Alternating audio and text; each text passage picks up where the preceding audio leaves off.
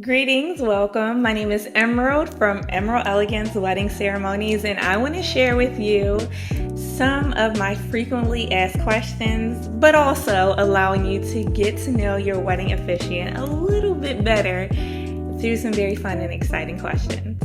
First one up, what is my favorite thing about officiating weddings? All right, this is going to be kind of cliche, but it's seriously everything. Like, I enjoy everything about it. Getting to know all of my couples, being able to create a customized ceremony, interacting with the whole crowd, just the whole thing. There's nothing about officiating that I don't love. There's never been a step where it's like, oh, this is going to be a drag. I don't get bridezillas because everyone's always excited to share like how they met their partner, how their first date was, how the proposal went. So I get all the fun stuff. What is the funniest thing you've seen happen during a ceremony?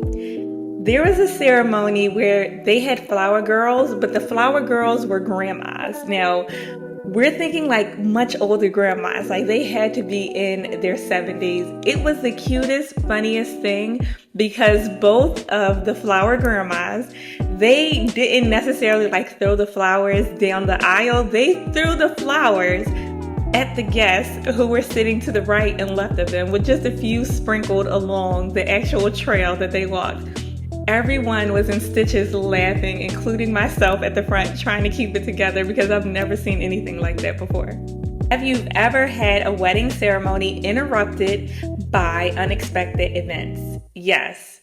So twice the exact same thing happened at two different venues.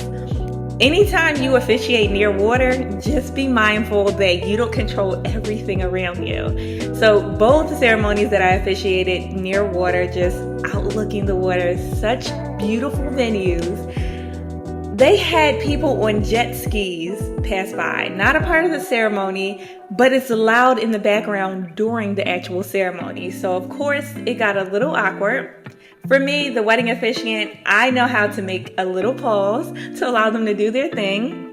We make a little joke about it, laugh about it, and then we continue on with the ceremony because the show has to go on. Keep in mind, like, these are the things that are going to show up in your videos and your photos, so it kind of makes sense to make light of it and then continue to move forward without taking away from the actual wedding ceremony itself. Have you ever gotten emotional during a ceremony?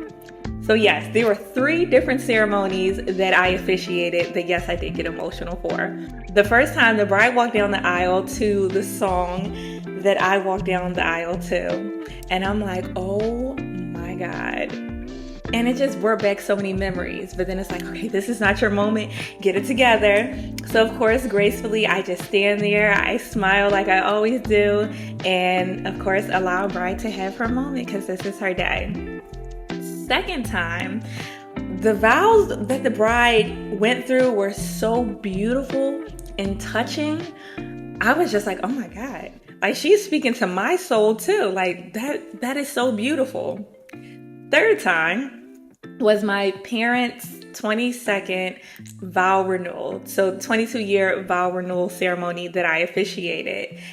And yes, I got very emotional, but I kept it together because, again, it was a personal moment, but also very much so professional. And same thing, we have videographers here, photographers here, so have to make sure they have something very beautiful for their ceremony. But my bonus mom was beautiful. Her vows were just like amazing, and they were very touching. And I could resonate with a lot of that because like these are my parents. And same thing with my dad. And I'm like, oh my God, keep it together.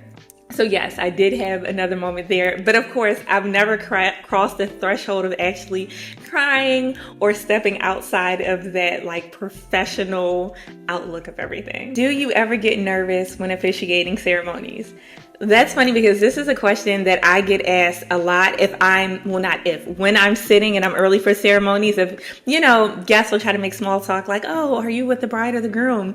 And I'm usually like sitting in the seats just kind of waiting. I'm like, no, I'm the wedding officiant. And they go, are you nervous? I'm like, no. To me, nervous makes me think of being like unprepared or excess adrenaline. That's what I usually think of. For me, I've been actually nervous, like genuinely nervous. I want to say maybe 3 times in officiating. Of course, the first time I've ever officiated, ever. The second time was officiating my parents' 22-year vow renewal service, only because I had so many family members there and friends and things, and everyone knows I officiate ceremonies, so it's like the bar is so high. I have to make sure I fulfill these expectations because they see videos, they see pictures of me, and I just feel like, all right, they're gonna have a high expectation, and I have to make sure everything is perfect, and then of course reach that imaginary expectation that they have for me that probably honestly doesn't even exist. So I was a little bit nervous there. And then I also did a ceremony that had over 300 or something guests, and they were a bit late for the ceremony. So I'm like, I was a bit nervous. Wasn't unprepared, couldn't explain why I was nervous, but I was just a little smidge nervous. But of course, everything ran like a well-oiled machine and everything turned out beautiful. Have you ever made a mistake while officiating a ceremony? Yes, I have. My first ceremony that I officiated, I read from a padded binder. And I was so nervous, again, because it was my first ceremony. I read the same line twice. Once I realized that I read it again, halfway through the sentence, I added even more emphasis. So it was more like, all right, I need this to sink in, all right? So I kind of played it off. But yeah, that's exactly when I made a mistake while officiating a ceremony. Do you have go-to piece of advice for newlyweds? Yeah. Continue to date your partner. And when you're done dating, continue dating. Initiate the 2-2-2 rule. My husband and I do that. We did it before we even got married. Every 2 weeks, go on a date. And it doesn't matter. It doesn't have to be an expensive date. Listen, if you're frugal, you can't afford it, it could be like a picnic in the park. It could be like a movie night date, but it just has to be 2 of you. No kids, no parents, no nothing. Just the 2 of you. Every 2 months, you want to take the weekend with just you and your partner. 2 to 3 days with just the 2 of you focusing on each other. Every 2 years, you want to carve out like a week. Even if you can't do a week, listen, do 4 days with just you and your partner. And you could do anything or nothing. It could be as simple as like a staycation, or you can travel somewhere and do something. But I feel like you have to date your partner. Like, don't stop dating your partner. What you did to get them, continue to do to keep them. Describe your officiating style in 3 words. I would say exciting. All right. None of my ceremonies are those slow, long, dragged along ceremonies where they're like, oh my God, when are we going to get to cocktail hour so we can start drinking? Like, is she going to be quiet? So it's always very exciting and engaging. Traditional would be my second word, because I do go through all of the traditional components of the ceremony, but also reflecting hugely on what the couple wants. And authentic. Like, very much so authentic from the heart, and again, being true to my couple's story. I never push like my wants or beliefs onto any of my couples. Whatever you want, I will bring you to fruition.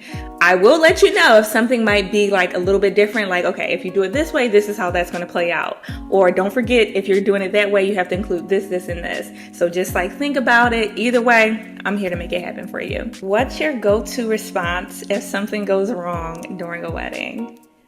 Being calm and patient and reassuring that everything is going to be okay. Because if people see you freaking out, then they're like, oh my God, cue the freak out time right now. So I'm always smiling. I'm always letting them know, listen, this is just a moment.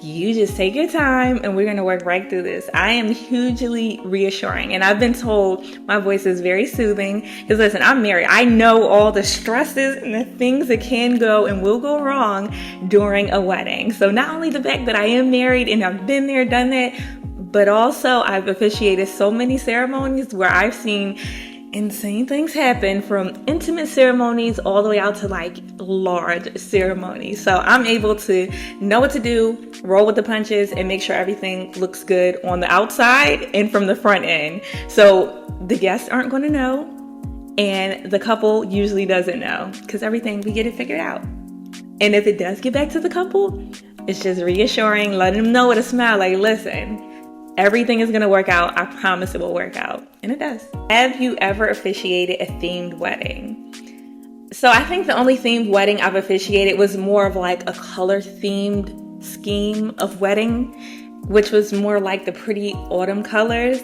I do have a Renaissance Fair themed ceremony that will be hosted in the woods coming up, so I'm super excited for that. I want to do more themed weddings. So listen, if you're in the tri-state area or listen, I will travel. Okay, I will travel to do a themed wedding. I want to do a Halloween wedding. I want to, whatever you can come up with. You want to have a Harry Potter wedding? Listen, I'm here for it. I'm coming with accents, with the clothing, with makeup, with hair. I'm going to fulfill that to the T, because I love when couples step outside of the box to do something like really exciting and like a little sprinkle of different. Have you ever had to keep a wedding day secret? Yes. So quite a few. I've had 2 brides who were pregnant during the ceremony where I couldn't tell anyone. They weren't physically showing, like we're talking early in the pregnancy, right? So we're like 4 or 5 months, or it's like a little baby pudge, but not like a huge baby bump, where I had to keep those secrets because they weren't ready to tell the family. And of course, it's not my place and I would never say anything. Also, I've married the same couple a couple of times. So what I mean by that is I filled out paperwork. We've gone through the wedding, we've done the wedding and the ceremony, all the paperwork for everything, but they didn't want anyone to know because they wanted something intimate. And then weeks or months later, they rehired me to do a larger version of the ceremony where everyone could come and see the ceremony. Here's the thing. They couldn't know that they were already legally married a while back. So we go through that as if it's the first time. I officiate, I go through everything. And of course, I take these secrets to my grave because you're not going to pull that from me. And I've done that on 3 separate occasions where I've married people multiple times without anyone having to know. Have you ever had to pronounce a difficult last name during a ceremony? Yes, I have. But here's the thing. In ceremonies, like this is a one-time thing, right? When I marry you, I'm not going to drop the ball. It's not going to be me. I'm going to make sure that I know how to say your name correctly, right? I'm going to get it from you. Now, I know it's going to sound weird at first. I will have you say your last name like 15 times. And then I'll say it with you real slow. And then I'll write the enunciation of it down. And I'll actually put it in the wedding script of how it should be pronounced. So once it's time, I nail it first time. So when I go, it is my pleasure to present to you for the first time, Mr. and Mrs. I nail it. What's the funniest miscommunication you've had with a couple before their wedding? I've had a couple message me the night before saying the time of the ceremony. Now, mind you, they booked me almost a year prior. And the time and everything was already sorted out, the location, like all that good stuff. And then the night before, they were like, oh yeah, something, the time is at, I think like 2 or whatever the time was.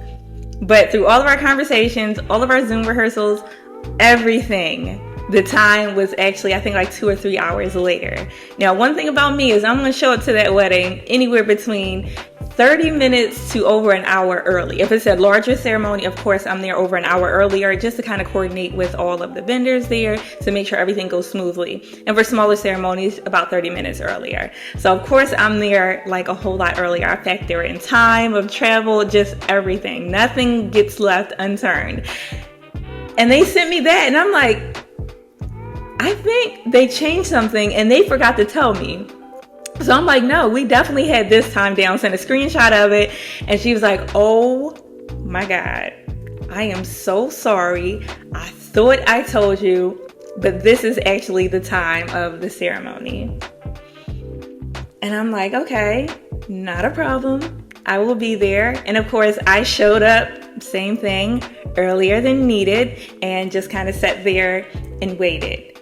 Thank God that wasn't one of the ceremonies where I do multiple ceremonies in a day, to which I do. Usually if one is in the morning, the other one will be at night. So there's always like usually like a nice 5-hour gap between ceremonies when I'm doing multiple in a day. And then of course I have a backup wedding officiant.